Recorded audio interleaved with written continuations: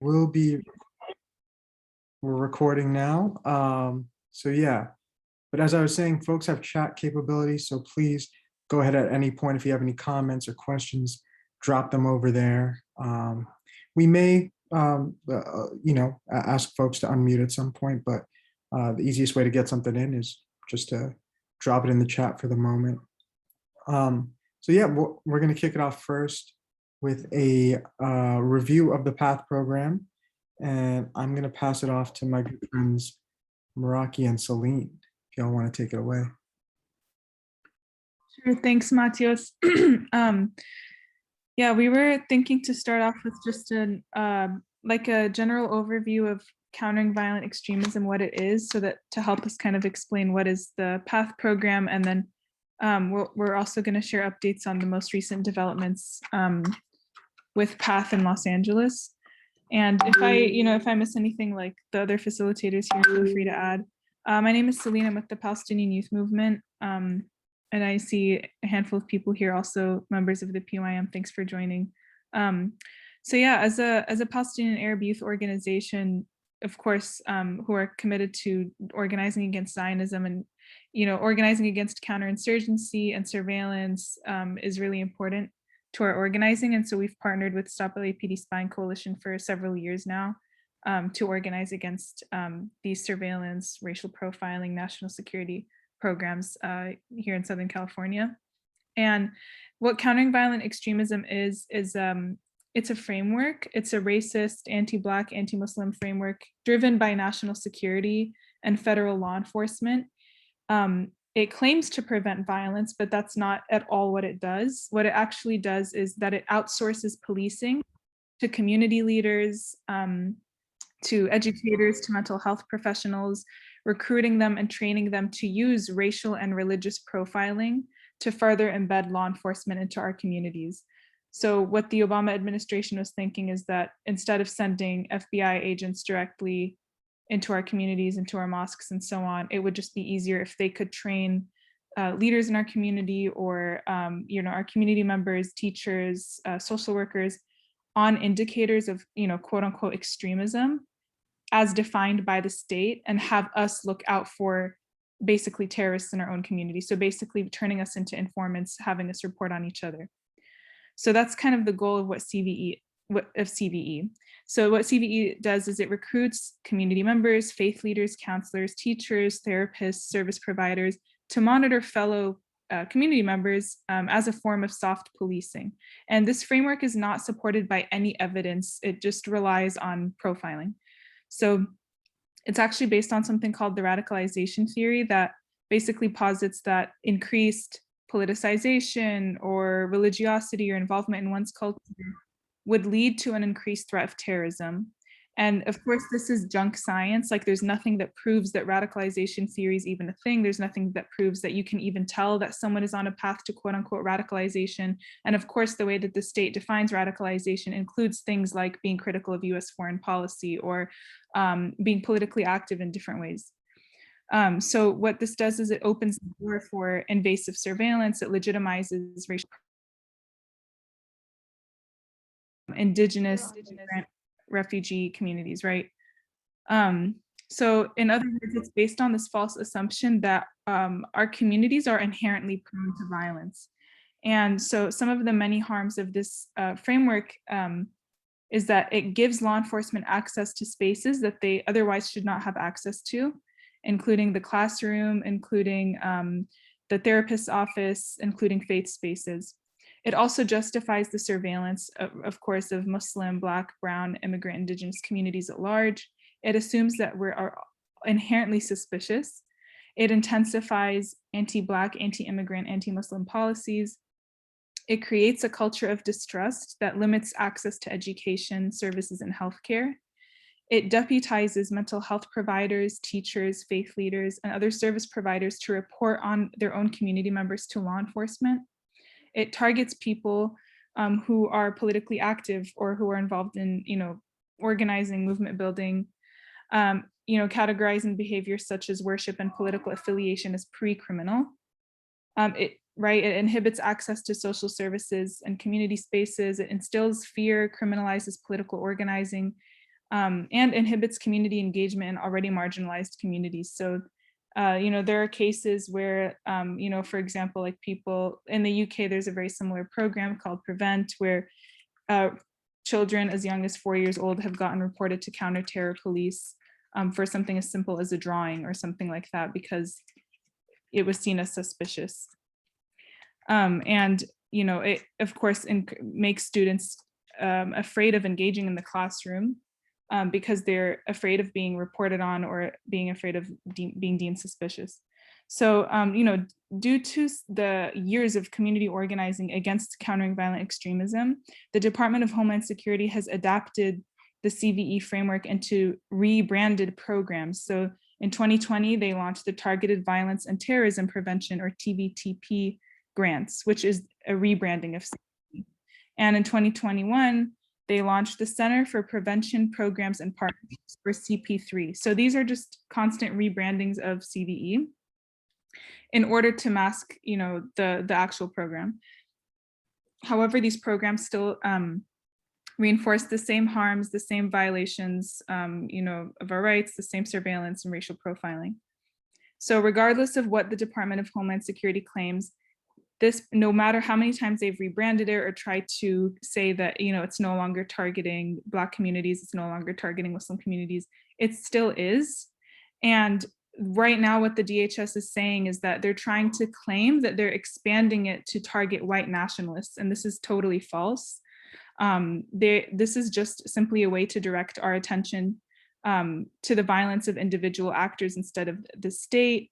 It advances, the false notion that white supremacy is not structural, that the DHS itself is not white supremacist, that white supremacy is an individual or an interpersonal issue. And it's just a way to be able to expand CVE and attempt to reframe it to make it more accepted.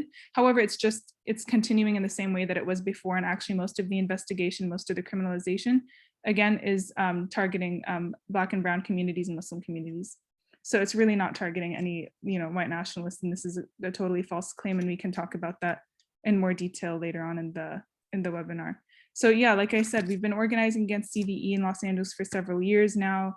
In 2012, the DHS had opened up a CVE office to begin to work on the LA CVE framework, and organizations like the Anti-Defamation League, which we'll also talk more about later, were involved in those early stages of developing CVE. In 2015, the DHS Appropriations Act enabled the allocation of $10 million to expanding CVE efforts nationwide. And through this funding, the LA Mayor's Office began to launch local CVE efforts, and which we had started organizing against at the time. In 2017, the City of Los Angeles applied for a $425,000 grant from the Mayor's Office of Public Safety, and a lot of our organizations mobilized in response. Like, we had an organizational sign-on letter with 60 plus organizations, a petition that thousands of community members signed on to, and we actually supported the teachers union, the UTLA, in a resolution to oppose CVE and PVE. PVE is Preventing Violent Extremism, and was basically like the FBI's CVE guidelines that were specifically designed for schools. And, we showed up and we mobilized at city council meetings, and, ultimately the mayor rejected the grant, but that didn't stop them from rebranding it and trying to implement it in different ways. And so just now recently, and Maraki can talk more about this, but the Los Angeles Police Department applied for a targeted violence and terrorism prevention grant so that they could implement the PATHE program. And PATHE is providing alternatives to hinder extremism, which is a rebrand of LAPD's program called Recognizing Extremist Network Early Warnings, or RENEW, that was initially instituted under LA's pilot program for CVE. So basically LAPD applied for a grant so that they could implement PATHE, which would then train 500 social workers, mental health professionals, educators to monitor people using a risk assessment tool and report on quote unquote suspicious behaviors. So I can pass it to Maraki to talk about kind of like the recent developments of what happened with this grant in Los Angeles and what we can expect to happen next, so that we can think about our strategies for organizing against this here. Thanks so much, Celine. Pardon me if my voice sounds a bit hoarse or funny, y'all. I am fighting a sickness, but that was such a great summary and background of all of the mess that PATHE and TVTP and CVE programs have been thus far. So as Celine shared, back in 2018, UTLA, the United Teachers of Los Angeles Union, and the California Faculty Association, as well as many other youth organizations, came together to, write a letter to the mayor, and were successful in preventing CVE from moving forward, right? And so now, fast forward to 2022, and they have been continuing this, push to try and rebrand PATHE, rebrand CVE in this TVTP grant. Pardon all the acronyms. They do this on purpose to keep us confused. And on March 9th of this year, LA City Council voted 11-2 in favor of the TVTP grant. And this was done after receiving a letter signed by more than 40 national organizations, right? Thousands of emails, hundreds of calls in public comment, unanimous public comment that all opposed this grant being awarded. And due to, with the exception of 2 council members, right, council members Bonin and Rahman, there was a unanimous vote among council members, particularly Marquise Harris Dawson, who all agreed to experiment with this program, knowing, after hearing so much public comment and knowing the public outcry against this grant, and how it will gravely endanger Black, Muslim, Indigenous, and immigrant youth, they decided to go ahead and pass the program anyway. Right, and so in doing so, disregarding research, disregarding testimonies of community members, right, warning that PATHE will provide another vehicle for LAPD to racially profile our youth and to inflict more trauma on mental health patients as well, and pretty much just guaranteed that LAPD gets to have informants inside our communities, right? And so now what a lot of the organizing work that we have to do is to discover and identify these 500 community members, because with this grant, LAPD is going to select and train 500 community members, including teachers, counselors, and faith leaders, right, clergy, to identify people, especially youth, who are deemed to sort of be on this pathway to violence, and open them up for more scrutiny from law enforcement. And this is inevitably going to put a target on the back of youth for just ordinary behaviors. And I believe Celine already talked about this, right? Ordinary behaviors which the LAPD is going to use as a proxy for race, religion, socioeconomic status, and disability. And again, will inevitably result in criminalization of more youth by both LAPD and the Department of Homeland Security, because their names and information are all going to be gathered in LAPD and federal databases, which will be sort of, exacerbating pipelines for deportation and incarceration. And the result of this is pretty much sowing of distrust and inflicting of more trauma in the very places that youth are going to for care and for counseling, and for, religious reprieve. So a lot of our work now is talking to community members, talking to faith leaders, talking to counselors, and informing them of what this grant means and what harm this will bring to their youth and to their community members if they were to agree to do so, right? And it also means identifying where LAPD is going to be targeting these community leaders, right? Trying to figure out who these community leaders are, how they're going to go about trying to train them, and what that's going to look like for our youth as well. And I believe we filed some public record acts or are in the process of doing so. And this will be so that we can have the same information that they have internally, and so that we can try and target the people that they're targeting, that LAPD and DHS are going to be targeting, and make sure that they're aware of the harm that this would cause to our youth. So I think I'm gonna leave it at that and pass it to Matios to go to our next person. Yeah, thank you. add on. Go ahead, sorry. No. Thank you so much, Meraki and Celine, for that breakdown. And shout out to Celine and PYM, who've been at the forefront of this fight forever and ever through all the iterations of CVE, PVE, all these new sophistications. And Akil here is saying, would it be possible to show clips from the meeting? Yeah, we absolutely can. And just as a timeline for folks, before that 11-2 city council vote, we were tracking this TVTP grant months before, when it was at the police commission. And we actually have a short clip that we've shown in one of these webinars before of the police commission president Briggs, just very mockingly addressing criticisms from his own peers, from other police commissioners about the CVE program, not even taking into consideration the public comments opposed. That was written off. But another police commissioner named Bonner had addressed some concerns that I guess DHS had found internally about the CVE program. And I'll just show the short clip of how Bonner addressed these concerns.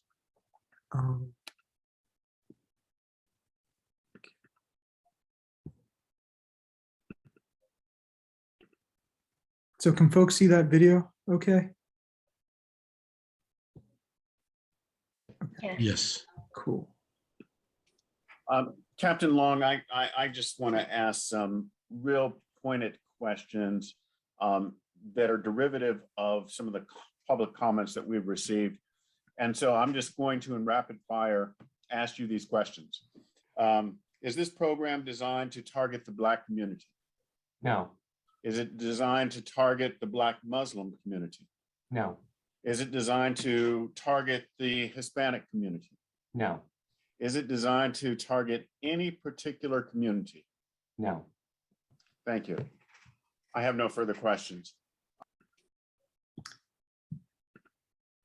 And so, yeah, I think that was especially insulting because they're taking the LAPD at their word, like they don't have a history of, racist violence and, currently being called out for racist violence. But that was Briggs. This was in response to criticisms, or I guess public criticisms of the TVTP grant. And it was just a very mocking address of people's concerns, community members' concerns. And so it passed the police commission like we all knew it would. And the next step, it headed over to the Public Safety Committee, which is comprised of 5 city council members. Meraki brought up Marquise Harris Dawson, who really championed this grant and really just kind of walked it in to a yes vote. And he's part of this Public Safety Committee among many others. And Meraki had mentioned how these folks were willing to experiment on community members. This isn't a joke. They say as much. And so we're going to show, this is just an audio clip because there's no video for this meeting, of Marquise Harris Dawson and their response to that. So let me share screen.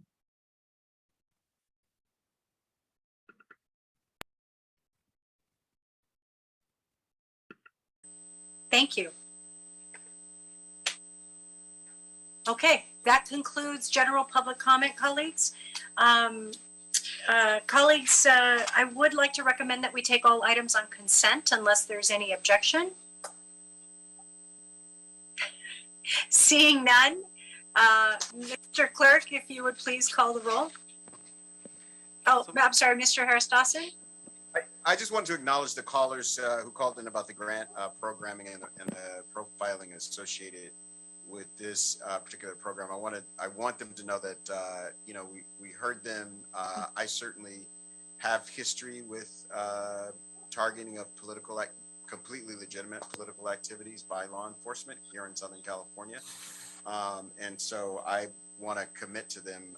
Even though I'll vote for this today, I want to pay close attention to how it's being implemented, and have as much internal transparency as we can to make sure this does not run afoul, and a year from now we don't find out that perfectly legitimate labor activists or community activists or anti-violence activists are being surveilled under the guise of this program. Thank you, Madam Chair. Absolutely. Thank you, Mr. Harris Dawson. So yeah, so that was Marquise Harris Dawson. who in more than one occasion, even outside of that public safety committee at the city council, leveraged his own experience with police surveillance, his own targeting by the LAPD, his real targeting to kind of allow and greenlight the passage of this grant. And so one of the things Marquise Harris Dawson said when passing this grant was that he and his staff had gone through the grant line by line with the LAPD. And so that's kind of what prompted us to put a public records request, looking for communications between MHD staff and the LAPD to find out what these conversations were like. And yeah, just to learn more to better fight this. But yeah, it's incredibly insulting. I want to see if folks have any questions or any thoughts about that, or how this landed on y'all.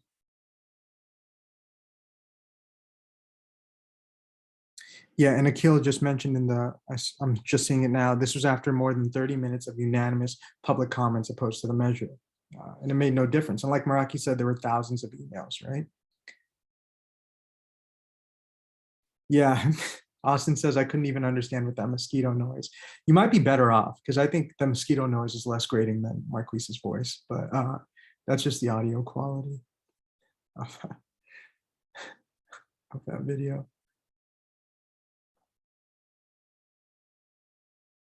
How are they planning to audit this? What administrative controls do they say they will use? Says Steve. They don't. They haven't.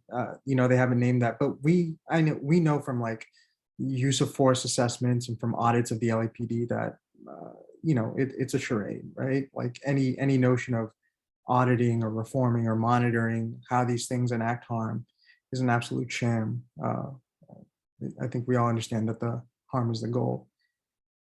And we have Hamid with his hand up. Go for it, Hamid.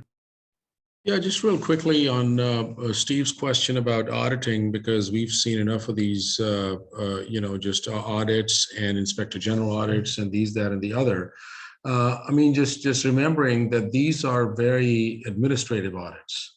So, which basically are tailored around the mechanics of the program.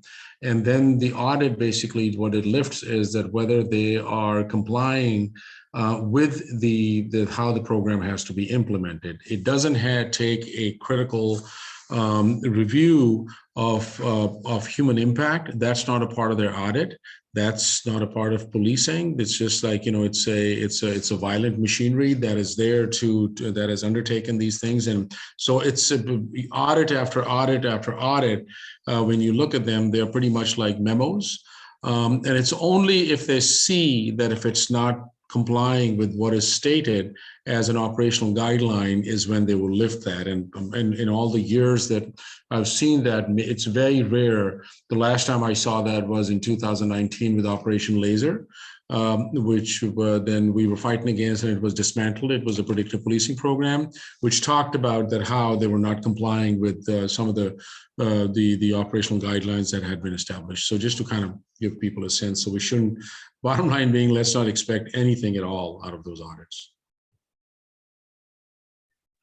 Yeah, thank you, Hamid, for that breakdown. Any other questions from folks? Any other thoughts? Anything that sticks out to you?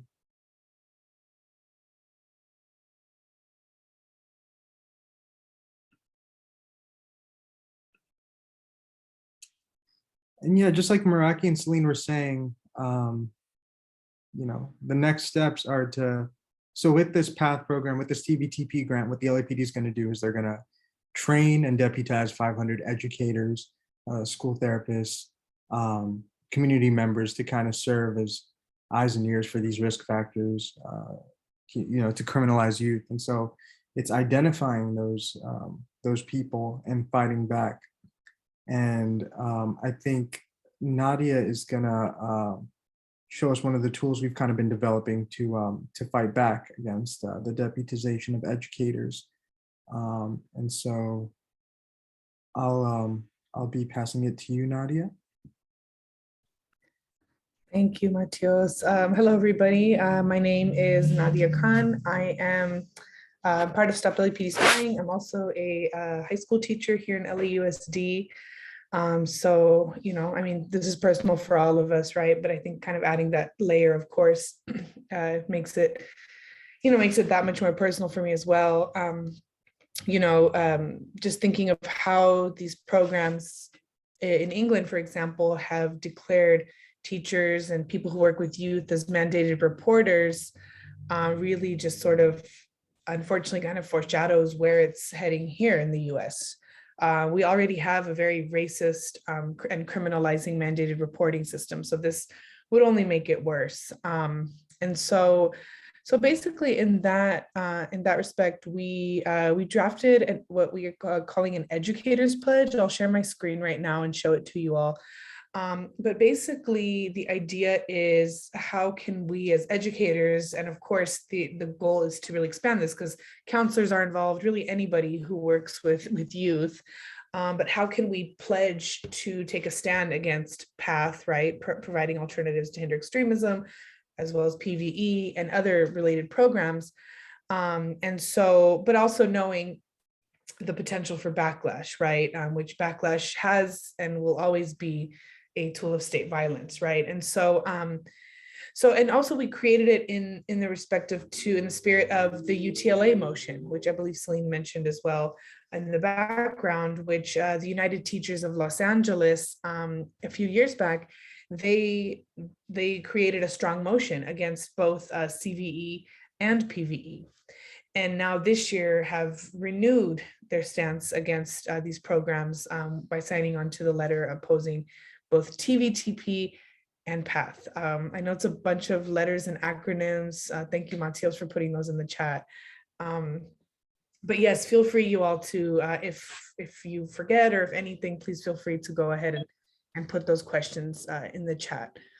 So what I'll do right now, so basically I'm going to share the Educator's Pledge. It's pretty close to final, but we wanted to bring it here to see, and if you all have any feedback on it as well.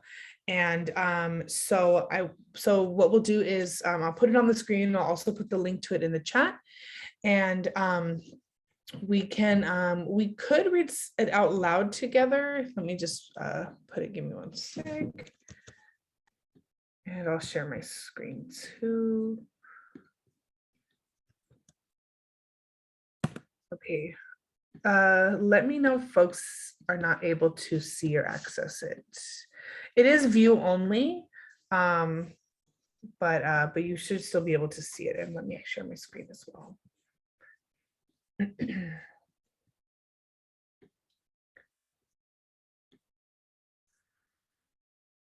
Oops, sorry, y'all.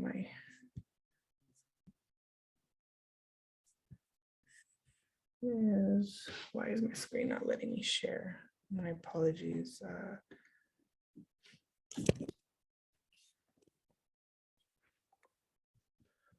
Nadia, while you're getting the screen share up, I just want to just drop in the chat. Folks can plug in their input or questions in the chat like y'all have been, but there's also, we're also using this neat thing called Padlet, where folks can also plug in their thoughts. And if you want to talk about Padlet and how it works for a second. Yeah, I just dropped the second link. The first one, there was some issues with folks accessing it. So please utilize the newest link that I put on the chat. But it just has a few questions in there, including what is PATHE? Why do we need an educator's pledge? What other types of pledges can we create based on this to stand up against PATHE, TVTP, and other CVE related programs?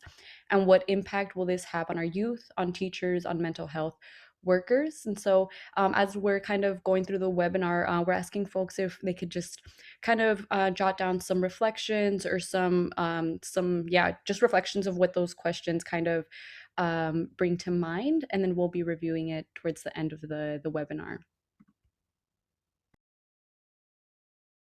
Cool, thank you. Yeah, thank you for creating the Padlet, Tuni. Yeah, I think it's a nice way for folks who maybe if you're not as comfortable to speak, that's a good way to be able to express your thoughts, or if you want to speak and do both, right? But anyways, right here, this is what we have. This is our educator statement for sign-on, and So it looks like everyone's at least been able to access it and get to it, right? I'll put the link one more time for folks in there. So it is a little long, as you can see, right? And I think one of the goals is to also make it shorter, but basically just to kind of give you background, it starts off by kind of giving like sort of an intro, right? Like what is PATHE? What is it based in? What is it rooted in? What is kind of a history of organizing against these programs? Some of the precedents there, and then just some statements, right? Statements of rejection against it. And then this kind of, just closing it up. And then this part is, definitely still in the works, the self-defense part. Really, it just kind of comes from how do we protect each other, right? Because knowing that, especially with mandated reporting, which again, we're not mandated reporters for this yet. Of course, we hope we never become, but we know, just like we said, the coalition, it's a continuation of history. So the likelihood is there. And so what are some real tangible ways that we could actually support each other? Because if you don't report certain things, right, currently right now, as a teacher working with youth, you can risk going to jail, getting fined, getting your license certification revoked. So that's sort of where the self-defense piece comes from. I feel like and just a heads up too, after we edit this for a little bit or just get some feedback, then we'll go into a little bit of discussion, again, as Neve said, as to why do we even need an educator's pledge, and how can you maybe connect this to your own kind of, whether it's profession or personal life, as to what other types of pledges could we create from this. So I think what I'll do is maybe we can just read these first couple paragraphs. That would be great. I don't know, does anybody want to maybe get us started and read this first paragraph?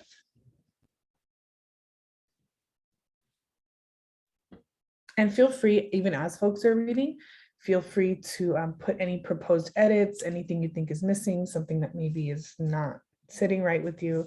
Yeah, go for it, Neve. Thank you.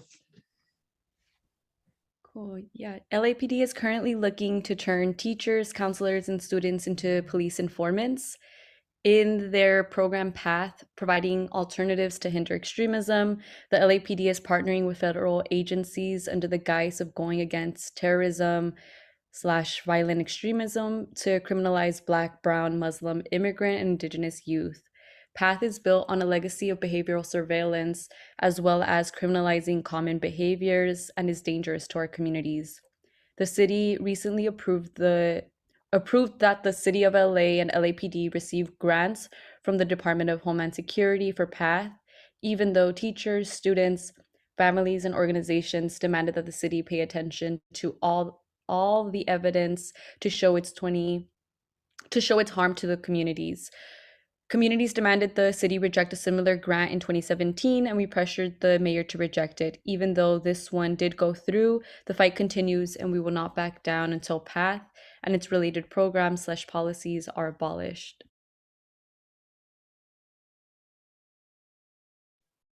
Cool, thank you. Maybe we can read the couple more paragraphs and then see if folks have any feedback, or even if you do right now, feel free to put it. I think the wording feels a little funky to me in a couple of the sentences, but just thinking out loud. Which I wrote a couple of sentences, so I'm not talking crap on anyone else. I'm like saying, like, why did I word it like that? Anyways, who would like to read maybe this next smaller one?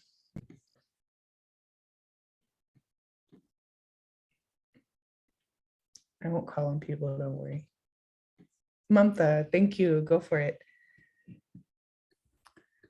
Sure. Okay. So the second paragraph, right?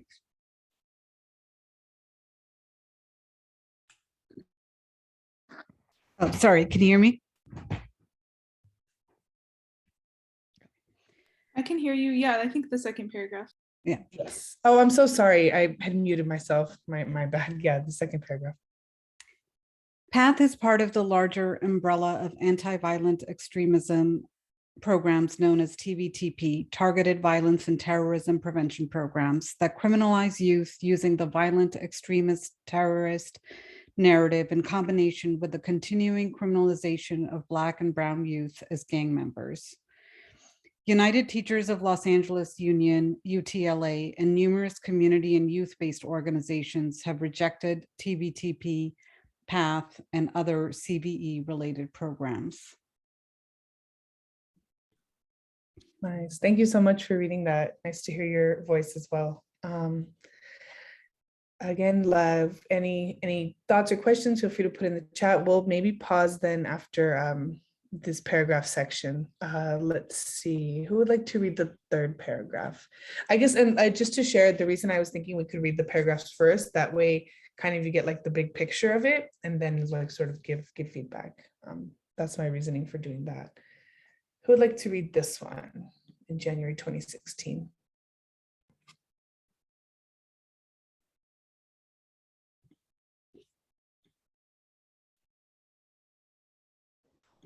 I can do it. Yes, go for it. Thank you. Sorry, I can't see who it. Oh, Maraki, yes, Maraki. I thought that was your voice. Thank you. Go for it. In January 2016, the FBI released guidelines for school administration, teachers, counselors, and fellow students to document and report suspicious behavior by students. These guidelines are part of a program called Preventing Violent Extremism in Schools, which falls under the larger Countering Violent Extremism program. Both are part of a much larger system of surveillance and data collection that criminalizes youth, silences critical thinking, dissuades their creative expression and political activity, and invades privacy. Both have also been rejected by the American Federation of Teachers and the United Teachers of Los Angeles Union. More information on this below.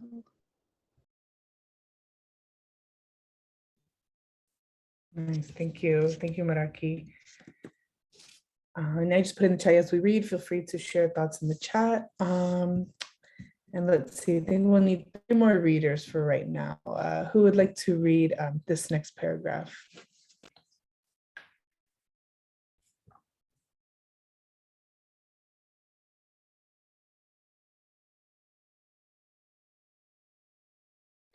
Cool, I see that. Thank you, Akhil. Yes, that's about hyperlinking. Yes, we do need to hyperlink that. And then I see your comment, Celine, about adding something to the top, rejecting. Oh, I like that, like a big bold thing. Nice.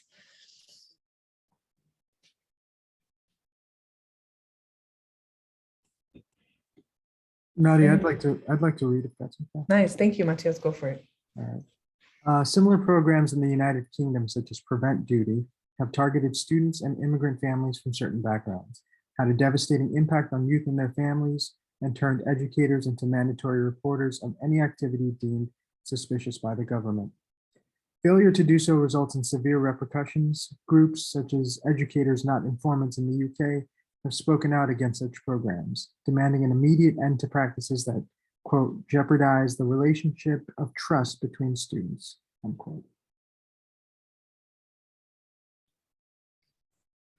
Nice, thank you for reading that, Matheus. And what I'll do as well is I'll put kind of like so far whatever suggestions, I'll put a little section at the bottom, like the proposed edits too. So thank you. All right, our last 2 readers, who would like to read this paragraph? We believe that collaboration.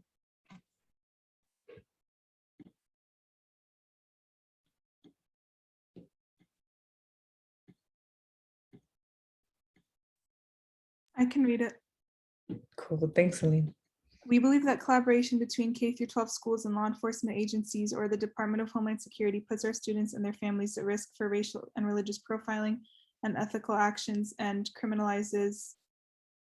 Wait, is it this one? The implementation of? Sorry. Okay, the implementation of CVE frameworks in schools such as PVE operates by requiring educators to become mandated reporters to share information with law enforcement based on racialized indicators without students' consent. The standards that are deemed suspicious and indicators that a young person may be a violent extremist are the very things that make adolescents who they are. questioning authority, expressing anger or frustration, feeling isolated. These are all developmentally inherent to what young people experience. Being too much into their culture, being in poverty, being a migrant are also part of the FBI's indicators for violent extremism. These standards are anti-youth and are also racist and classist. We reject any attempt to implement CVE curriculum, trainings, or programs in schools. This is our pledge to stand with students and communities against surveillance and policing. Nice, thank you, Celine. And I think that was my bad. You were reading the right one. I'm sorry, Celine. No, my niece texted me and it momentarily distracted me.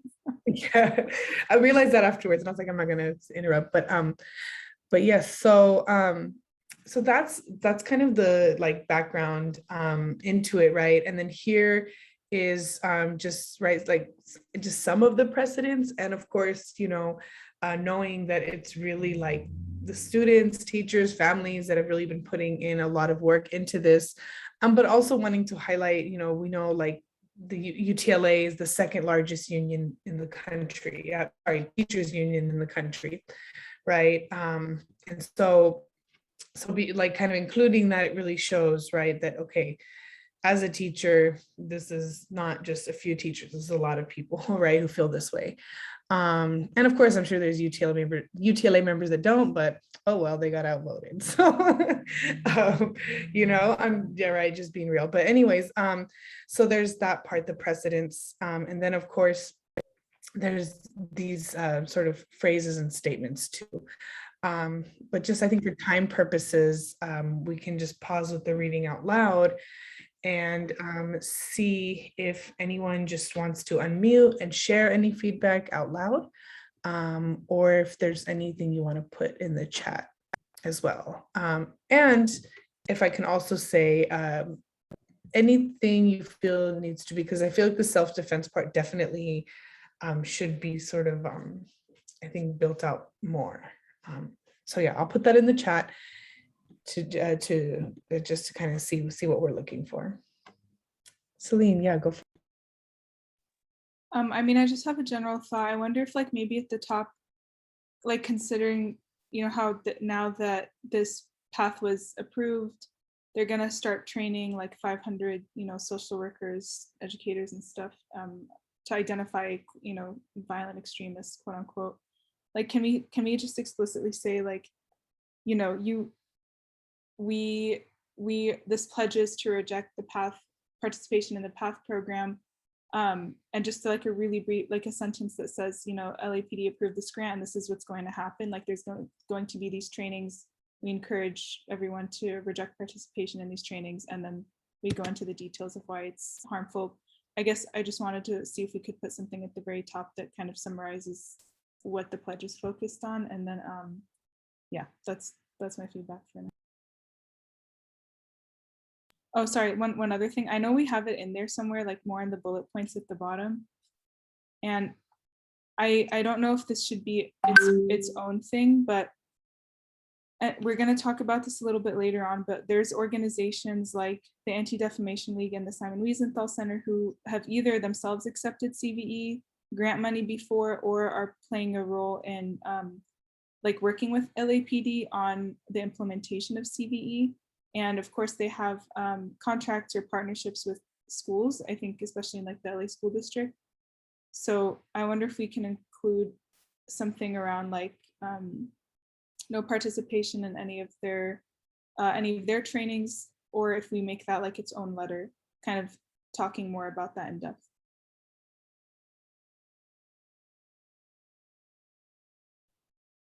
Nice, thank you. That's yeah, those are definitely really important to add.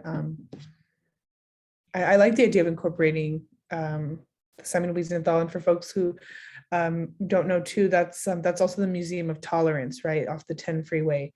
Very, very common place that you know, teachers take students on a field trip to. So interesting. I actually had one of my students tell me, yes, we should do a field trip to the Museum of Tolerance. I was like, let me tell you. And so I just kind of shared a little bit of a thing, you know, without of course making him feel like, oh, why did I ask, you know, but still, but yeah, I didn't get to share that with you, Celine.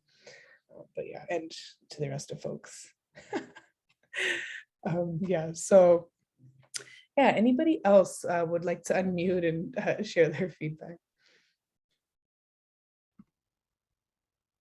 Yeah, I just had one thing that I wanted to add. I know that it's like it's on there as well about like creating classroom and school spaces built on trust and respect, but I also feel like ways that they can bring that conversation as well within that. So whether it's like, I don't know if it would look like a poster, or having something, or like just having the conversations as well within their networks, whether it's the teachers, the staff, and with youth. Just because like the conversations that we've also been having about like what would this look like between teachers, between folks that are willingly or gladly would want to provide that information and partner with LAPD versus teachers that have more of a critical lens when it comes to that. And so how like that also might create that kind of tensions within the school settings. But I think having and addressing like at least folks in the community being aware, I feel like that could be a way of like, even if it's not that classroom, they're able to identify that within whenever they see it. Just to clarify, Annie, you were also proposing like actually kind of turning this into like a poster, right? That's what you're saying, like teachers could hang up in their room? Yeah, yeah. Like having a poster in the classroom, or kind of like pledging or saying like this is where you stand and being like unapologetic about that. I feel like that's definitely, that would be helpful.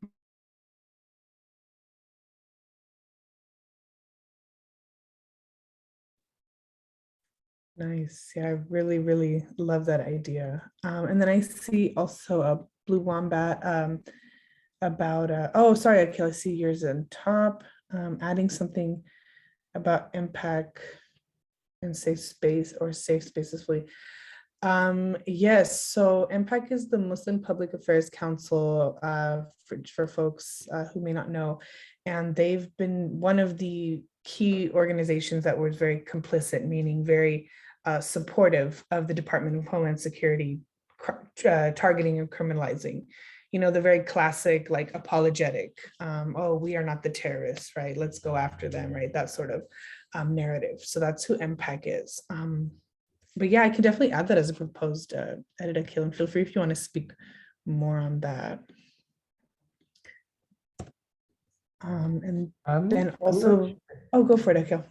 I would love to know more. I mean, maybe Hamid and Celine would know more about whether it's a current demand or whether the program no longer exists and it would be not useful to use it, or it would be distracting away from the PATHE main thing. I don't know, it's up to you all.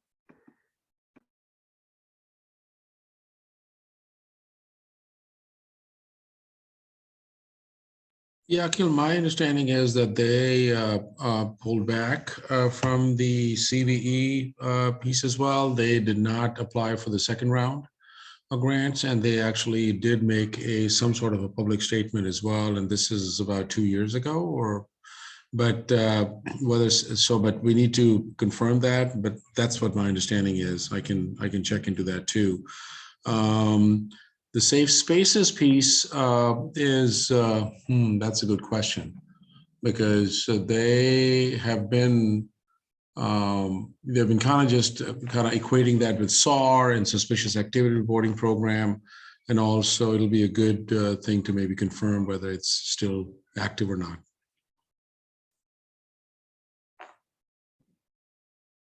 Nice, thank you. And I see too a blue wombat about sharing this, and yeah, I saw Celine your response. So yeah, we'll definitely be sure to share this out kind of as the edits come through and everything. Our goal is to get this finalized ASAP. So yes, we'll definitely get that out. And Austin, I see your comment here about homeschool and community education. I'm wondering if you feel, and feel free either to unmute or you can put it in the chat, whatever you're comfortable with. If you maybe are kind of meaning that in like part of the self-defense section, yeah, I'll maybe add that there for now, but feel free to correct me if you had something else in mind. Yeah, I'm just talking about the cultural revolution, changing the whole paradigm of education.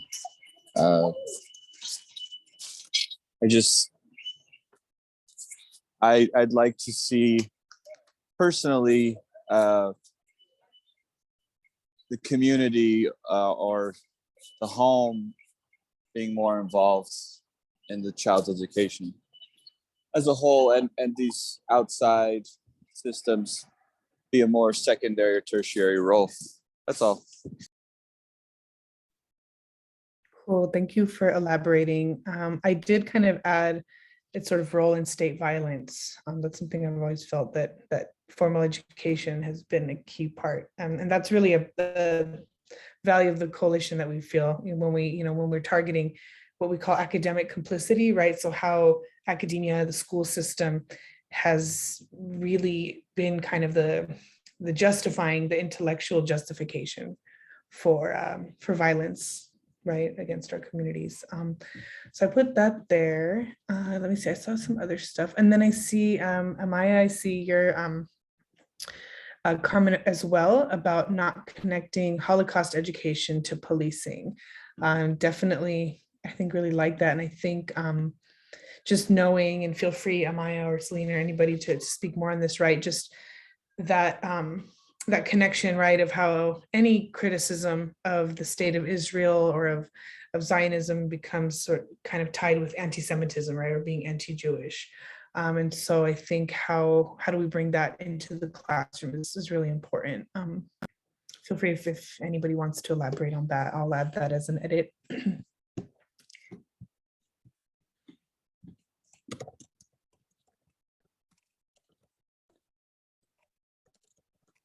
And Nadia, yeah, I just saw something in the Padlet that's not entirely related, but I think is a really good idea. I'm not sure who put it there. Somebody wrote also create a clergy pledge and a counselor's pledge, which I think is a really great organizing tool, because it would, bring education about TVTP and the PATHE program to those spaces. Yeah, we know at least clergy that a couple groups of clergy that organize pretty well. So I just want to point that out. And folks, feel free to plug more stuff into the PATHE. It's good stuff in there.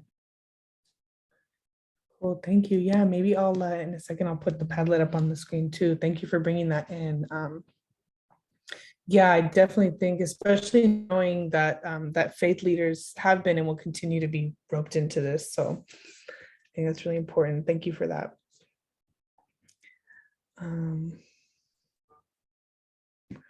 Okay, I see that too. Am I not trying to validate the Simon Wiesenthal Center's Holocaust education?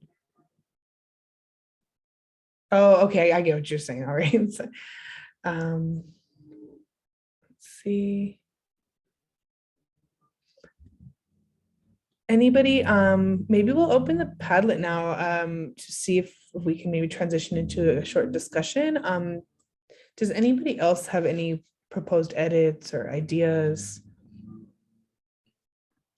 Do you think that, so one thing I was wondering about is whether or not, especially towards the beginning before other people signed, the teachers would be taking kind of a risk putting their names on this in some ways.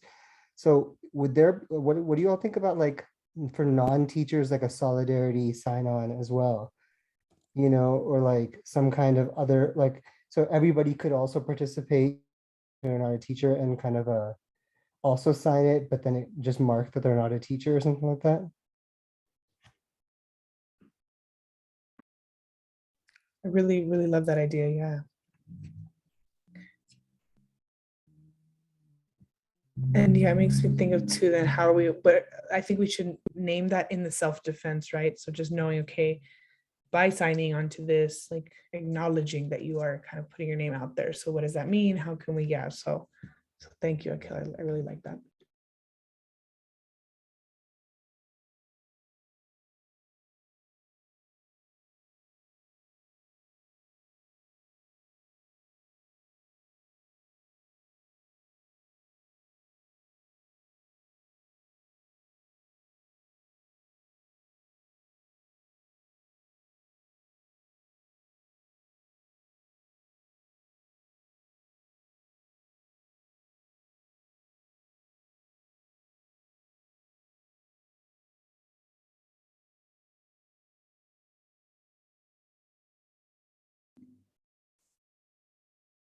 Yes, definitely, Maraki. I know that was something kind of pre-COVID when we had a lot of students involved. That was something we talked about, okay, and now really kind of getting the parents and families. And I feel like that's really important. So this could be, I think, a way of getting families to sign on, and even maybe making a students / families pledge too. But yeah, I really like that idea, Maraki.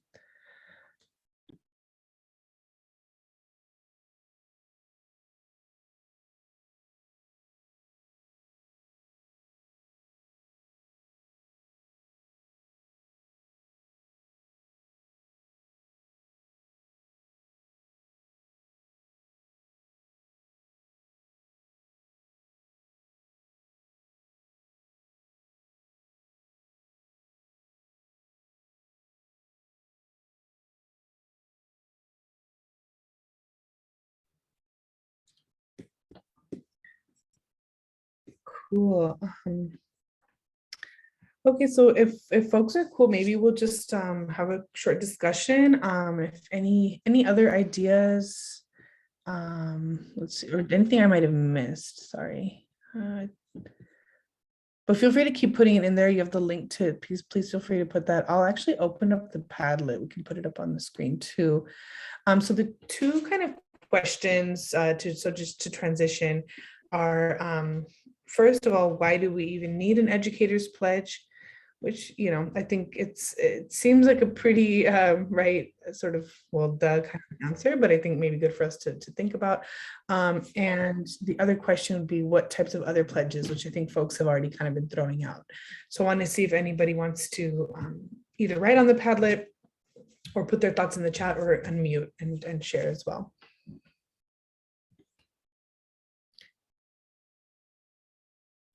Thank you for the folks who put the students' parents pledge, clergy pledge, counselors pledge. Sydney, I feel like when I taught high school, we regularly talked about the power of parental input. Would it make sense to collect parental testimony? Yes. I think that definitely, yes. Echoing Celine, yes, with exclamation. I'll add that to the, oops. That's my sign. Oh, here it is. I'm lucky I closed all my tabs. Apparently, that's like my students said that like I'm like an old person by doing that. I'm like, okay, whatever. I didn't know that there's an age thing to have a bunch of tabs. Okay, let's see. Which I'm like, well, what's wrong with that? Okay.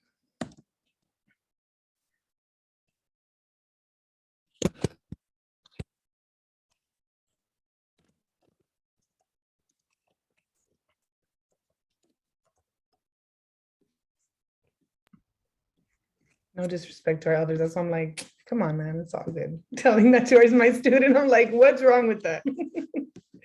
All right. Any other thoughts from the Padlet? Where did the Padlet go?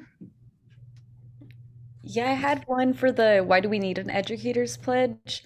But it was I felt like it was too big of a thought to to kind of sum it down to a few words. But I was just thinking like it just reaffirms or it forces folks to take a position as well about where they stand on this position and where they stand on this deputization of community folks and expanding of LAPDs and just of policing in general. So I feel like it definitely forces folks to build that analysis and to say you can't really be neutral. You have to this program's gonna exist, and so I feel like it's the part of the transparency part of also bringing that within community and making folks aware.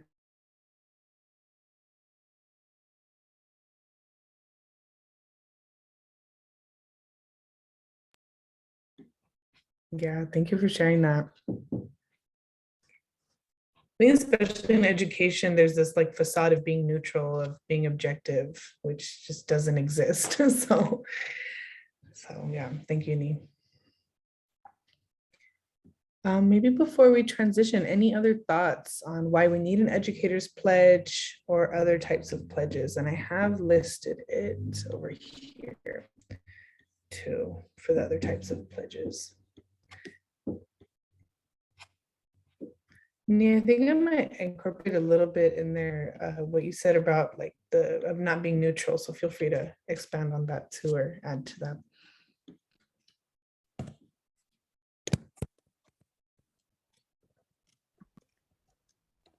Yeah, I'll put it on the Padlet too. But just like those were my initial just thoughts of like these things are gonna be happening, and so like of course you want to make sure that like folks in your community and your sphere like are aware of what's going on, and so it would help with being able to like have that conversations both with the communities, the families, and the like just the overall staff.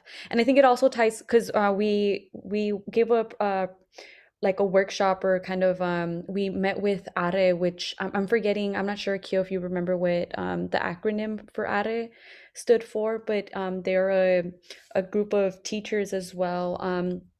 And they are they're pretty involved as far as like with what's going on with the like new policies and new programs, but even then, yeah, the Association of Raza Educators, but even when we were having that conversation with them as well, even as folks that are really involved and like are up to date with all of the like the updates and what's going on in the school setting, they weren't aware about this program and the fact that it was something that was being even talked about, let alone being voted on. And so I feel like that can also be said, or like that I'm expecting that also to be something similar to other teachers, and how like these policies are passed, and even if teachers and folks that are directly impacted by them are stating like this doesn't make sense and this is gonna like make our jobs harder, they still choose to dismiss that.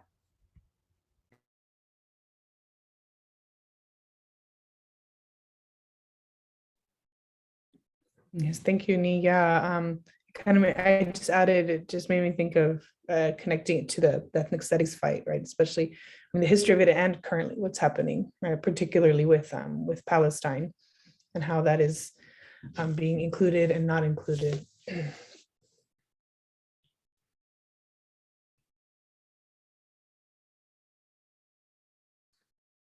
Any other, I see this, Steve's comment, there should be a non-punitive aspect to any education.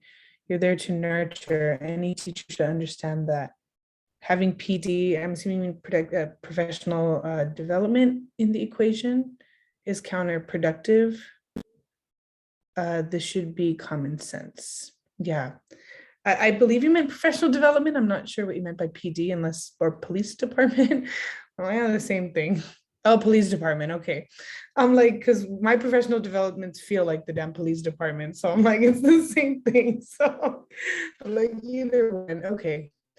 Yeah, definitely right. So, and you know, I mean, just shout out to Students Deserve and just that big fight of getting cops off of campuses and schools, and that fight definitely continues. So, yes, I think that would be great to incorporate. Thank you, Steve.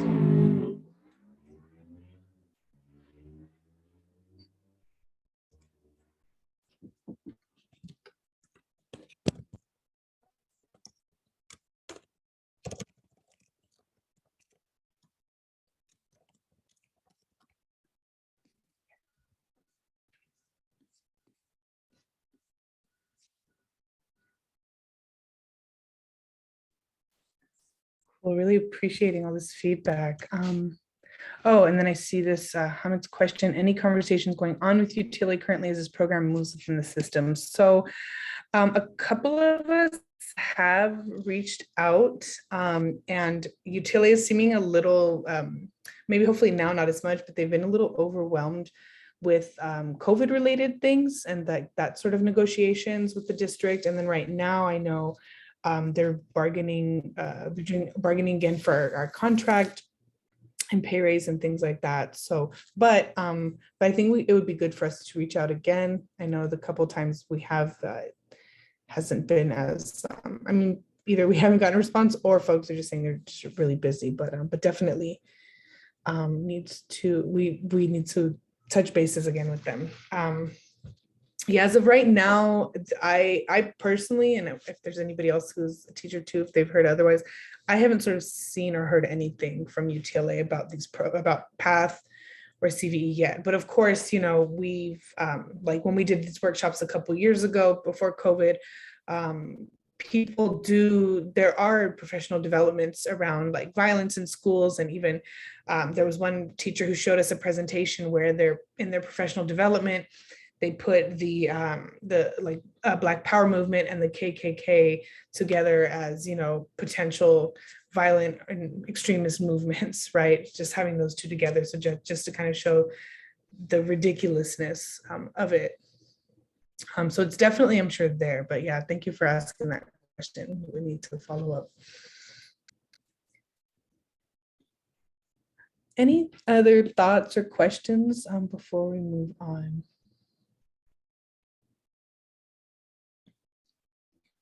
Cool. Well, no, thank you, folks. I think this was really great. Really appreciate folks' feedback.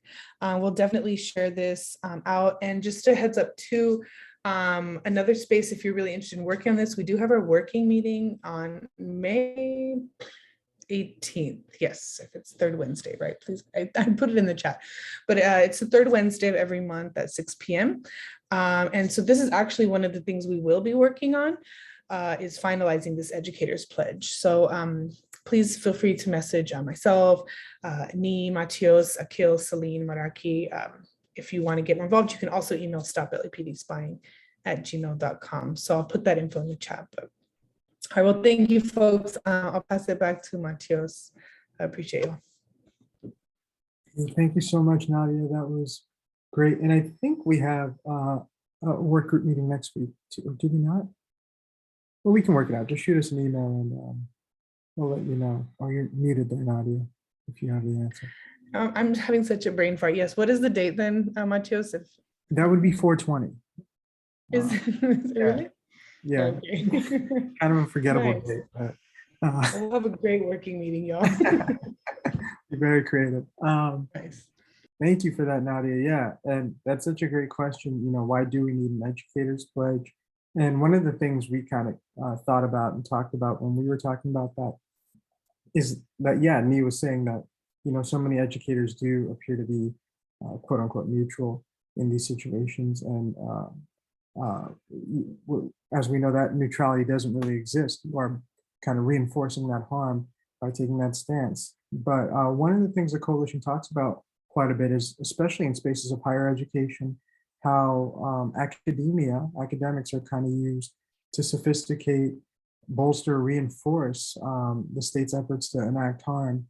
And so one of the ways we've kind of seen that happen around TVTP, CVE, just the criminalization of youth, is through this medicalizing of extremism that we've talked about in prior webinars. And we've kind of zeroed in on two academics in particular. I'm going to share my screen real quick here. So yeah, we've got Stephen Wine and David Eisenman, who, Akil, you want to do a brief little intro and I'll sort through these slides on who these two are? Or I could just go through the slides. Sure. Can you all hear me? Yes. So yeah, these two are two that we're focusing on just because of their particular focus on LA area CVE, TVTP programs. But this trend that we're going to be talking about for like before we introduce the UCLA records request of CVE programs and TVTP programs taking on a public health framework is really a national and international trend that these two are kind of at the forefront of. The one on the right is David Eisenman. He's a UCLA professor who kind of has dual backgrounds in medicine and public health. And his focus kind of across a lot of different work is what he calls disaster preparedness or more like emergency planning that kind of spans different things. I know he works on things related to climate change, like what they call just resilience, which I think is a technical term that involves how communities can bounce back from crises.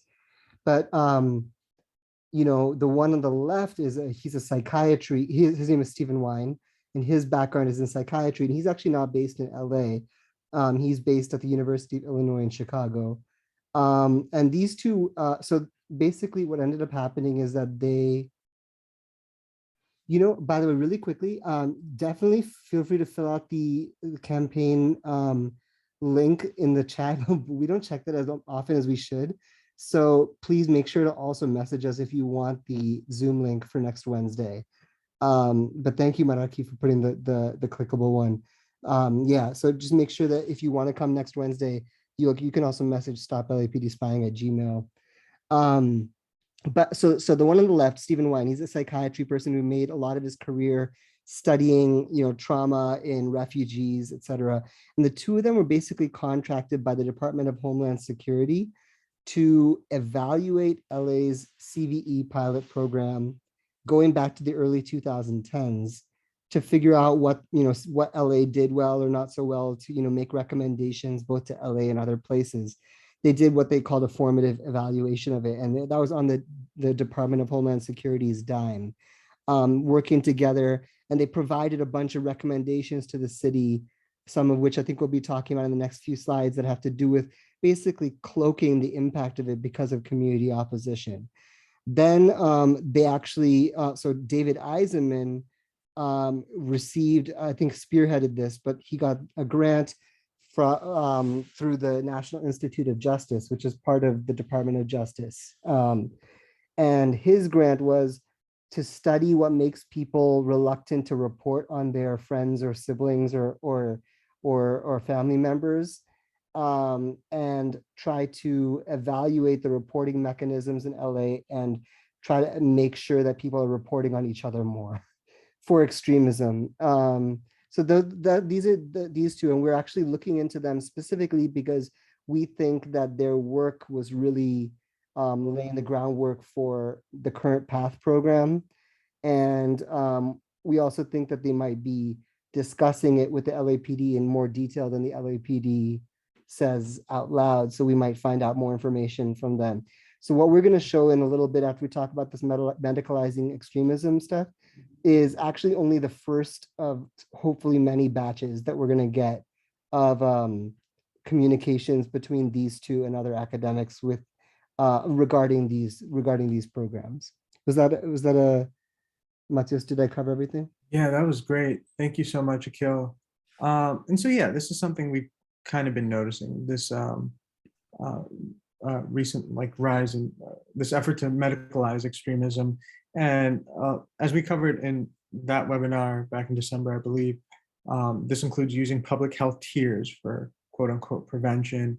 So similar models. And yeah, just pathologizing and stigmatizing the community, treating relationships as if they were pathogens or things that could be diagnosed effectively, and extremism as a disease that can be measured and diagnosed. And this is something we saw in a kind of human and civil rights, Los Angeles Human and Civil Rights Forum that included Eisenman, the California State Attorney, Nithya Raman, and a couple other folks from that office, in which there was a kind of co-optation and I guess the usage of public health surveillance models and kind of tying that to hate and extremism. And we've been seeing that more and more. And that was Eisenman who was on that forum, making this effort to tie public health surveillance, particularly the work of Black academics at UCLA who were trying to track COVID and using that model to say you could track hate in this way. And we know what the kind of state defines as hate, and we know that that's a proxy that's used to target Black, Brown, Indigenous folks, Muslim folks. Cody says this is counterinsurgency meets medical racism. Totally, yeah, it absolutely is. So yeah, extremism as an epidemic is what Eisenman said during that lecture, what he was doing, and it is this co-opting of the CDC's guidelines for disease prevention for extremism. And so Akil or Celine, even, do folks have anything you want to add to that? I mean, for me, just, I mean, I know this is our characterization of it, but the similarities to eugenics are so strong. This idea that you can medically diagnose people who are predisposed to violence so that the state has to either surveil, deport, eliminate, incarcerate, them, or even just, like scrutinize them in more additional ways. And like, it's just it's a medical narrative to, oh, absolutely, Sydney. Thank you for being here. Yeah, so for me, that's just like one of the things that really jumps out to me is the similarity to eugenics, the pseudoscientific movement of like trying to categorize and create a taxonomy of humanity on a scale of human to beast, or something like that, and then deciding who medically needs to be cut out from the gene pool. Yeah. Yeah. And like even hearing you say that, Akil, just thinking about how extremism is kind of like used as a proxy for like being Muslim or being Black, and just knowing that that's what they're trying to pathologize in this effort to bolster white supremacy. Totally. Any other thoughts from folks? Celine, if you had anything you wanted to add there. No, y'all covered it. Thank you. Okay, Hamid, with your hand raised. Yeah, I'm just also thinking that obviously behavioral surveillance is nothing new on the policing, the daily policing side of things. It's being codified in so many different ways. Bill Bratton was one of the main architects of these programs. I'm just kind of trying to read in between the lines as well, that when does this, as young people have always been a laboratory to test these programs and how they're built. And we already know the language of perpetual offender and chronic offender and offender-based program, and kind of incorporating certain behavior into that where does this then become even more the whole medicalization piece of this? Yeah, it's just kind of like, keeping an eye on these things, that how are they expanding and they're being normalized and then popularized into just everyday regular 24/7 policing, and vice versa, that how that is being done on the streets and how that is being incorporated into just the policing of youth. So just adding something to that. Yeah, totally. And, we even saw in the proposal for TVTP when I was at the Board of Police Commissioners, they cite the suspicious activities report, which the coalition has been fighting against for years, as a success. So even in implementing TVTP, we saw this behavioral surveillance program lauded and meant to reinforce it. So yeah, again, this is why we need an educator's pledge, is because educators, academia, higher learning are often used to reinforce these systems of oppression. And understanding that the coalition kind of sought out a PRA for UCLA docs. And Akil, I guess I'll pass it to you to kind of talk about that, what we found. Yeah, so I think Matheus, me, and I will each kind of talk about some of the parts of it that we find to be kind of interesting or clues for what we're planning on digging deeper into. And just a reminder for everybody that we really invite all of you to participate with us in this research. So, as we're saying these things out loud, if they strike you, you could write in the chat, your reactions or even questions that you might want us to like look into more about the things that are coming up. And then also, if you want to just participate in a more active way in what we're doing, definitely email us for the Zoom link and come next Wednesday for that working meeting, which will be especially productive because it is 420. So, or maybe, anyway, the point is, so the first thing that we will talk about in this, I think it's kind of like this kind of little bit of a shock to me when I saw it, is this person who is this police officer whose name keeps on coming up in different places. And this is this person, Chand Syed. I'm not sure if I'm saying that exactly right, but he's a familiar name for us because this is one of the two Charlie Africa in 2015. And when we were looking through these records, we were a little bit startled to see his name, his signature, his handwriting. And the context is, and I don't know if Matthias, you could show this. I think it's on page 472.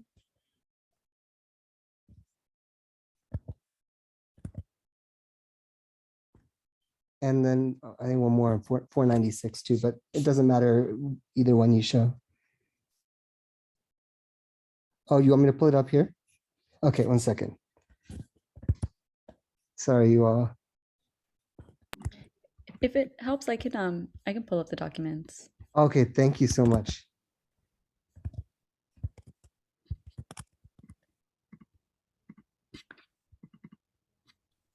So if you go to 496 or 472, you can just click where it says page 11 down at the bottom, and then yeah, right there you can.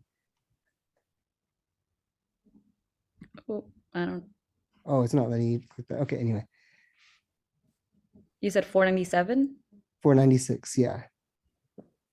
Yeah, so if you scroll a little bit up, so this basically what this is, Project Eval, which is between, again, University of Illinois, Chicago, and UCLA, which are the two schools that where Stephen Wine and David Eisenman respectively are from.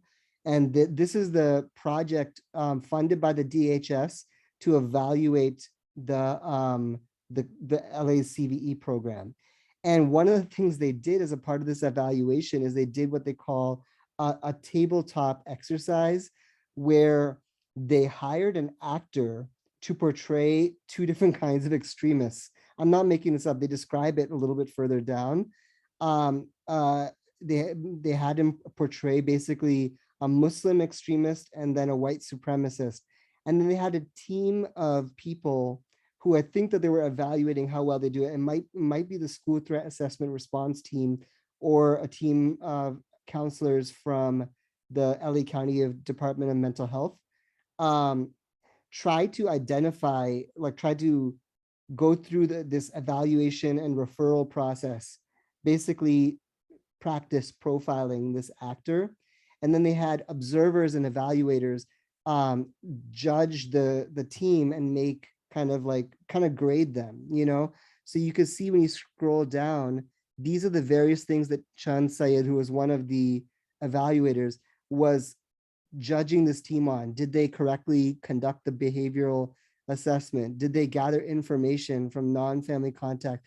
Again, this is all an exercise that Eisenman and Wine created to practice profiling people as a result of their grant from the Department of Homeland Security.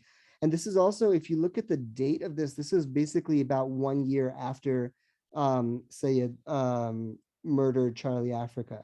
I think that was in 2015, if I'm not mistaken, and this is in 2016. Oh, absolutely, Emma, it was great to see you. Thank you as well, Joanna. So this is one of the first things, and it brings up a lot of questions for me personally, like what is the relationship between this specific officer and this program, but also what is this team that is evaluating people, and then who have they gone on to identify, you know, based on this practice. If anybody else has any questions or curiosities provoked by this. Also, it's nothing happened to this guy after he murdered. Obviously, like every other officer, is just able to keep on being even seen as an expert in his field. But so this is the first one. I don't know if Matios or Nii wants to take the next thing from the research doc that interested them.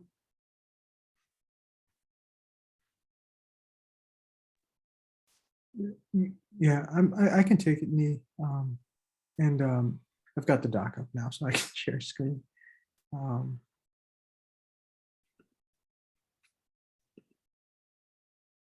Yeah, and so what kind of stuck out for me was this is a correspondence between Michael Williams, who's another academic at,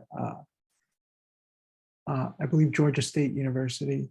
And this is a correspondence between him, Wine, and Eisenman, where he's presenting this assessment of a community-based CVE program called Word, which I think we're still trying to kind of figure out fully what that means, but it doesn't involve the state. It's just run by community members is kind of how we understood it.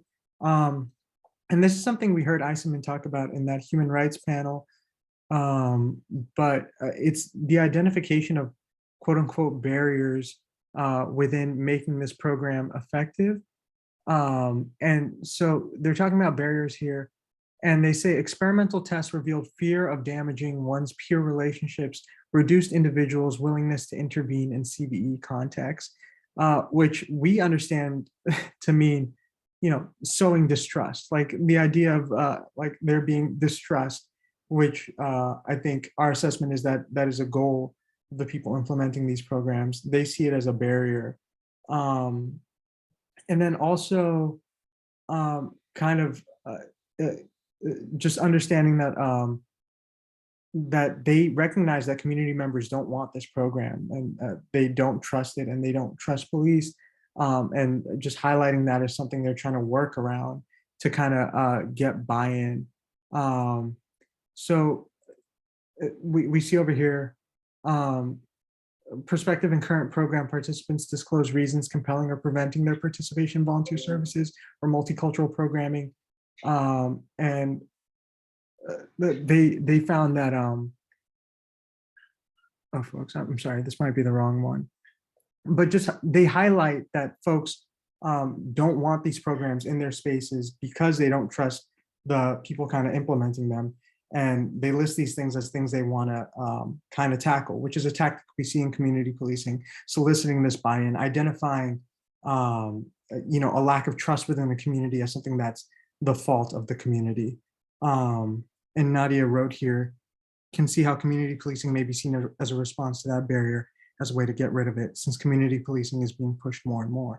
Yeah, totally. And this is back in 2017, but we see that effort wrapping up year by year. So yeah, that is something that stuck out to me. And I think it's something we'll see more and more of. I'll give it to you. Me. Oh, yeah, and the one that I wanted to, or I kind of found interesting was an email correspondence. And so when we get these PRAs, it's about 1,000 pages for this specific PRA. But within that, there was an email that was sent between the Latina Jackson, who works for the Department of Mental Health, and they are corresponding or emailing back with Stephen Wine. And so the kind of the partnerships and the kind of background or like backdoor deals that take place.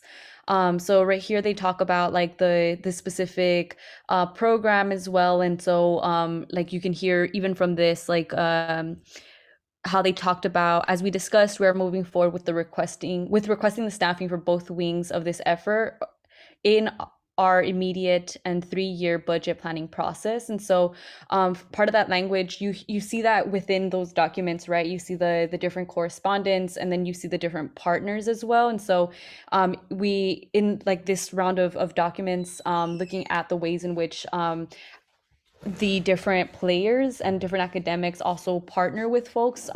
We know that Eisenman, as well as other academics, are constantly partnering with folks to train LAPD officers, to train with other departments as well, to continue that. And so this kind of just shows a snapshot of like the relationships that are kind of built and fostered, and how they both are utilized to like get this idea of like there's a community organization, and it's kind of a way of distancing itself, even though they have the same talking points, even though they talk about like the ways in which they're going to carry on that narrative, but it kind of shows you like the backdoor deals and like the conversations and the relationships really that they're able to tap into, and the way that they're kind of able to create that narrative by like from that partnerships. And so all the things that the community kind of highlights and talks about, like the concerns, they like, you'll see correspondence, you'll see like talking points and like specific sound bites that get developed to kind of counteract or to take their narrative or to like sanitize their narrative that they constantly are doing. And so I thought that this email or this specific piece was really interesting because of that partnership and because of the like the ways in which they're able to tap in and just email folks to present and to like partner with that. And that's also the expansion and the deputizing of like other community organizations, and that's also a really dangerous part in that, because they're able to utilize that, like these are the community and these are community organizations that are providing this. And so it also provides them with that kind of like the leeway and that narrative as well that they are happy to continue building. And I'll Yeah. pass it. Oh, sorry. Oh, I was just gonna ask if we have time for me to show two other really quick ones, but not talk as much about them before passing it to Celine. Yeah, definitely. Would you want to screen share? Would you want us to Yeah. screen share? I can screen share really quickly. Just because the ones that I'm about to show also show the international dimension of this. This is the last email in the entire batch of docs, which again only is from 2016. So we still have many docs that we're awaiting from these two academics. And this one is from an organization called Creative Associates International.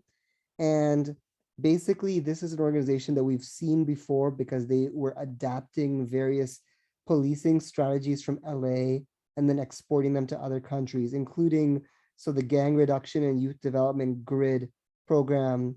They have a risk assessment that they use called the Youth Services Eligibility Tool. And this organization, Creative Associates, adapted it and started using it in various places in Central America and the Caribbean. And this is them emailing Dr. Eisenman saying, I hope this email finds you well, blah, blah, blah. We will be in LA for the upcoming public safety conference at the beginning of October, and we're hoping to meet with you to discuss our CVE program in Tunisia and other opportunities for partnership. And if you actually look at their website, there is, I'm going to put this link in the chat too, because it's public information. I mean, it's public that Creative Associates was doing it, but we didn't know until now, like that Eisenman and Wine might be personally sort of involved with this. But basically, this is what they claim their program is. It's a preventing and countering violent extremism program in North Africa, and it's adapting a tool from so-called violent neighborhoods of Central America to those in North Africa. This youth service eligibility tool is actually one that was created in LA and is actually it involves academics at USC that have evaluated it. And basically that this program, they even say that they're doing a novel series in Pakistan, an illustrated novel series against terrorism. They're doing all this stuff. Anyway, the point is the parts about adapting risk assessments used in LA for other countries, it seems like it's a possibility that Eisenman was directly involved with that, or at least talked to them and consulted with them.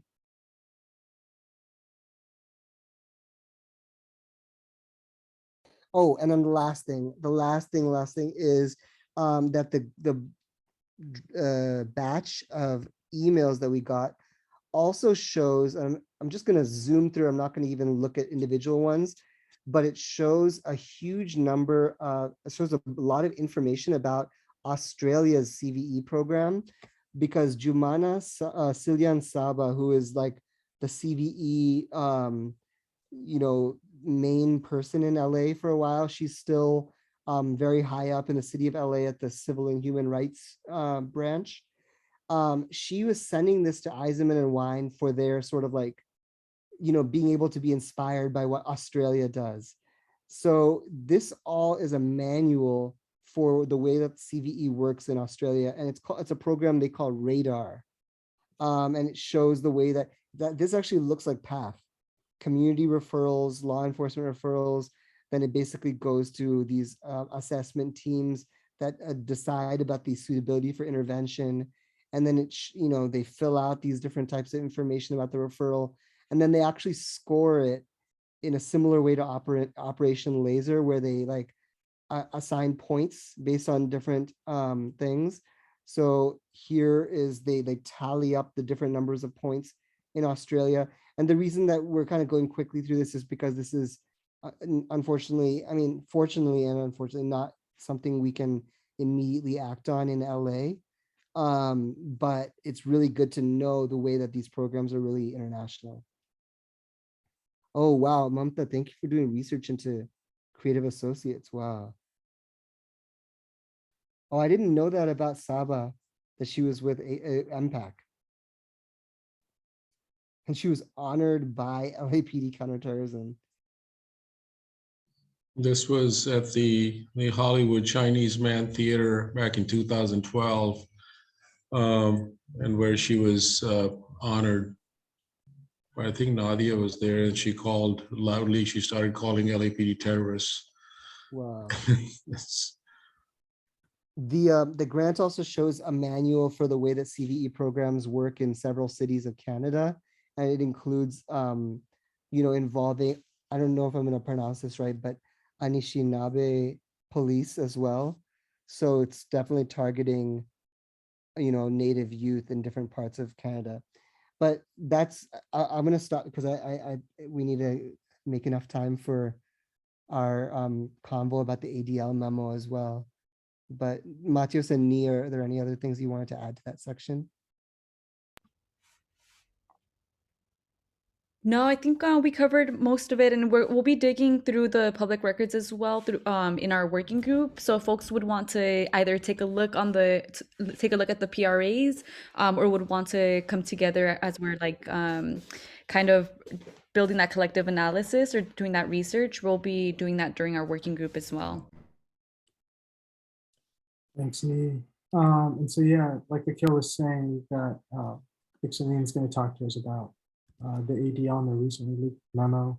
So you just want to take it away? Sure, I'll try to be brief. I guess it's important to also kind of think about like how CVE is being implemented on an international level, like not just in the US. And Palestine has been a case study in the development of CVE. And I'm saying this to explain like why, like the role of, the Zionist state and Zionist organizations, like their investment in US like counterterrorism strategy and national security. One thing that we've learned and some research that PYM has done is that Palestine is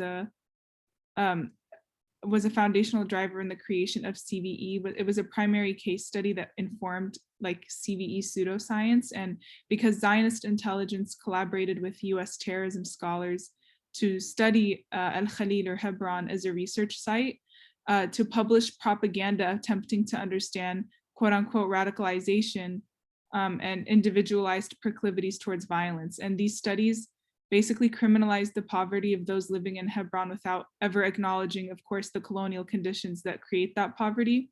And similarly, like violence was reduced to an apolitical problem that avoided any reference to the Palestinian struggle for land and for freedom.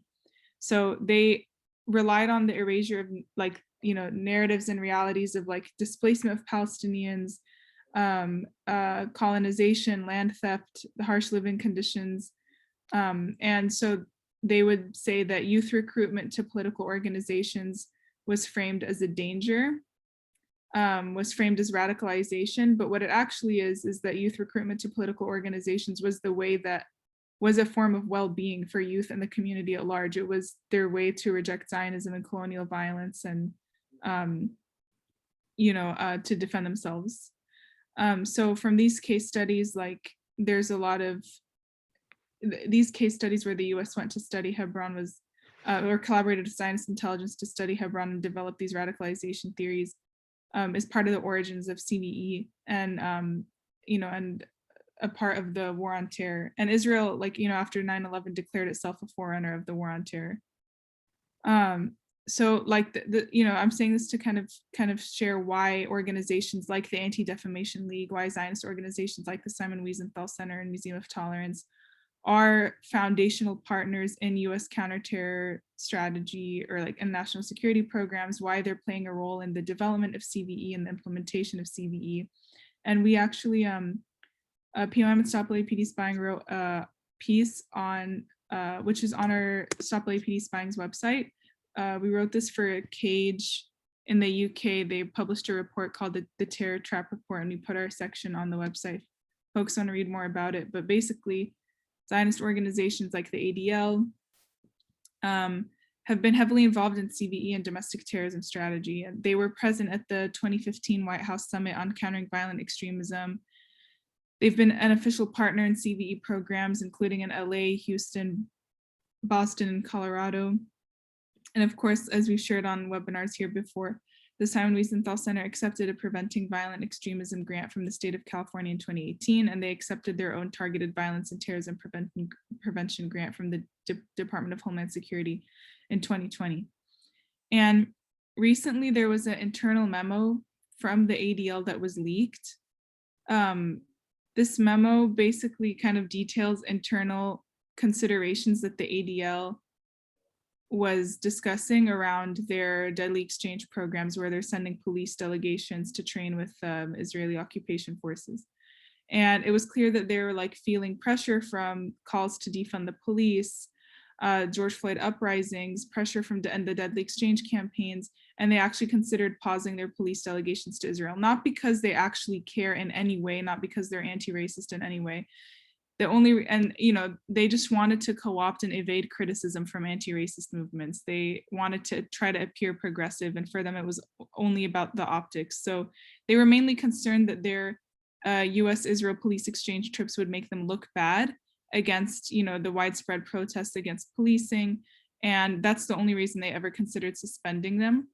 And they admitted that their trips helped, exacerbate like racist and violent policing. And but basically their internal memo, which you can find on the Drop the ADL website, confirms that the ADL is just portraying itself as tries to portray itself as a progressive ally, as an anti-racist ally, even as it works directly against our movements. Again, it's participating deeply in CVE. It's all about like reporting, and they heavily support policing. Like they actually confirmed in recent reports that they will continue to deepen their already close relationship with law enforcement, again, in blatant disregard of any organizing to defund police and abolish police.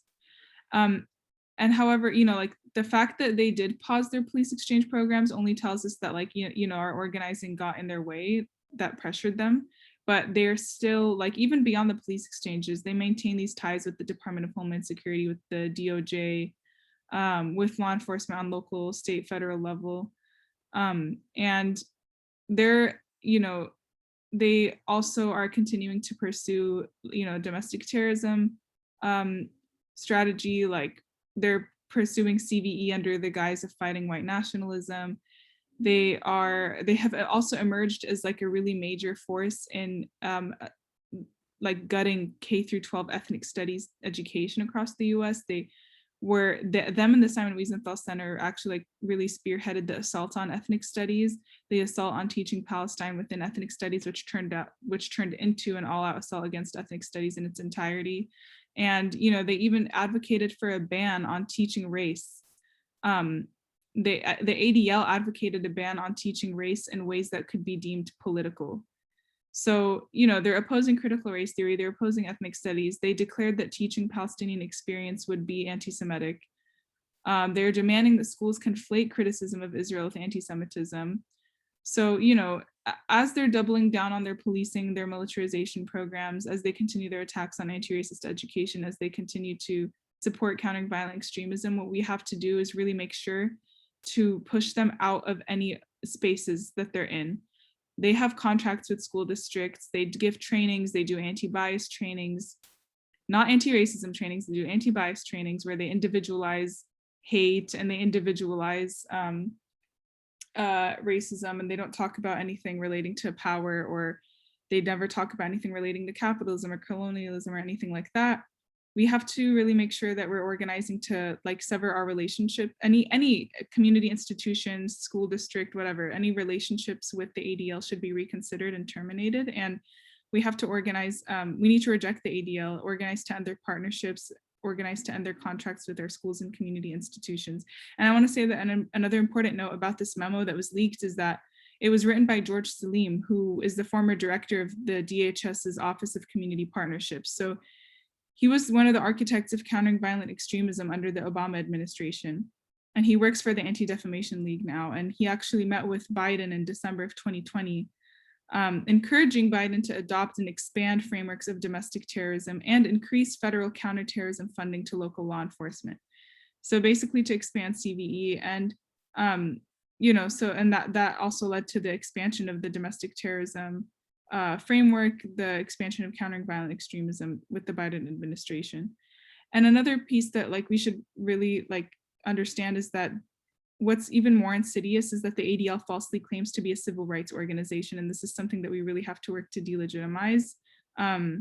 Historically, civil rights organizations have been, entrusted to conduct actual research and make recommendations to institutions on behalf of marginalized communities. And ADL's top priority is Zionism. And for decades, they falsely claimed the mantle of being a civil rights organization in order to demonize anti-Semitism and demonize any activism for Palestine. And in general, really target and undermine racial justice movements, social justice organizations. And, they're weaponizing their whatever guise of being a civil rights organization to target and criminalize organizers calling for the liberation of Palestine, as well as any organizations, movements calling for the abolition of racist, capitalist, and colonial prisons and police forces here. So, even with the deadly exchange having been put on hold, even if that ends up being the case, the ADL has been and remains heavily entrenched in the surveillance state. It cannot be reformed. And it's indefensible. Like we really have to organize against these organizations, especially these liberal Zionist organizations that are trying to put on this progressive facade in order to really infiltrate and co-opt anti-racist organizing and try to criminalize our movements. So I just wanted to say that, and I want to encourage people to look at this website, droptheadl.org, where you can find like an open letter and even like a pledge that you can sign. And I think like in terms of our local organizing, we are integrating this into all of our work in our anti-CVE organizing and our pledges and our letters, because we know that they're deeply involved in this. As if we're calling for an end to CVE, in schools, we know that as long as there are partnerships between the ADL, the Simon Wiesenthal Center, and the school district, there's no way that CVE will actually end, because they're working closely with the Department of Homeland Security, or they have accepted grants themselves where they're working on implementing this framework around like legitimizing this idea of radicalization theory, of countering violent extremism and all of that. So, we're organizing to end CVE means we have to organize to cut these contracts with the ADL and the Simon Wiesenthal Center. And we have like these letters drafted, these petitions that we're thinking about. So we'll share more probably, beyond this webinar. And if folks want to join our working meetings, we're going to be discussing more strategy there. I don't know, Akil, if you want to add anything on Simon Wiesenthal Center or anything about the ADL in general. Yeah, really quickly, the Simon Wiesenthal Center, what we have to remember is that there's just this constellation of these different Zionist organizations that comprise maybe like what we would call the Zionist lobby, and that I think they all work together, but they all kind of take different lanes or like have different focuses. And but Simon Wiesenthal Center really is involved with education through its branch called the Museum of Tolerance, which sees basically tons and tons of classes every year. Teachers take their students there on field trips. If there are any students or teachers still in the meeting, they may have gone to the Museum of Tolerance as when they were growing up, and it can basically excuse me, it can also seem like a benign civil rights organization until you realize that online and in various ways, Simon Wiesenthal Center really spends all of its time and all of its resources targeting Palestinian activists and the Palestinian liberation movement under the guise of fighting anti-Semitism exactly the same way that the ADL does. And not only does it have this history of anti-Palestinian racism, but it has a history of anti-Black racism too. Understanding that there also are Black Palestinians, and they seem to have a special hatred for the Black Lives Matter movement for taking principled stands in solidarity with Palestine. So we have this this fact sheet that if you are a teacher or a student, you can distribute or use to help educate other people around you about this institution, which I think many people still don't realize. First of all, that the Museum of Tolerance and the Simon Wiesenthal Center are the same, or that the Museum of Tolerance is a branch of that organization. And they also don't know about the various Islamophobic, anti-Palestinian, anti-Black, actions that this institution has taken, even separately from CVE and TVTP. But regarding those, basically what ended up happening with the Simon Wiesenthal Center is that it stepped in when we successfully blocked the grant in 2018. Instead, the money, or I don't know if it's the same money, but definitely Department of Homeland Security money filtered through the state of California, ended up going to the Simon Wiesenthal Center to then institute preventing violent extremism in schools, exactly counter to the wishes of LA teachers and the teachers union, which was so influential in blocking that grant. And then even more recently, they took on another several $100,000 from, or I can't remember exactly the number, but from the Department of Homeland Security for the TVTP grant as well. So we encourage people to boycott both organizations, both out of a BDS stance as well as a stance against CVE and TVTP.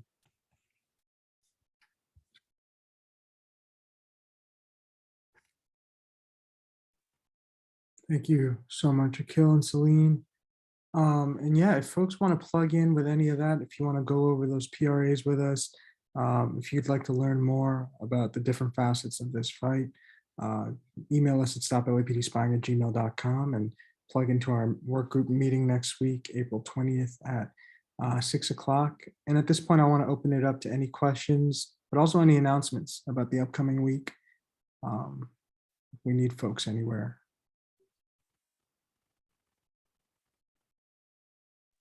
Can I just make a quick announcement? Please. So people have been hearing a lot about community policing and the Stop LAPD Spying Coalition and Los Angeles Community Action Network, LA CAN, in partnership with the group up in the Bay Area called Othering and Belonging Institute, are releasing a video on 420. So, and this would be, we're still trying to organize that event, and so be on a lookout for that.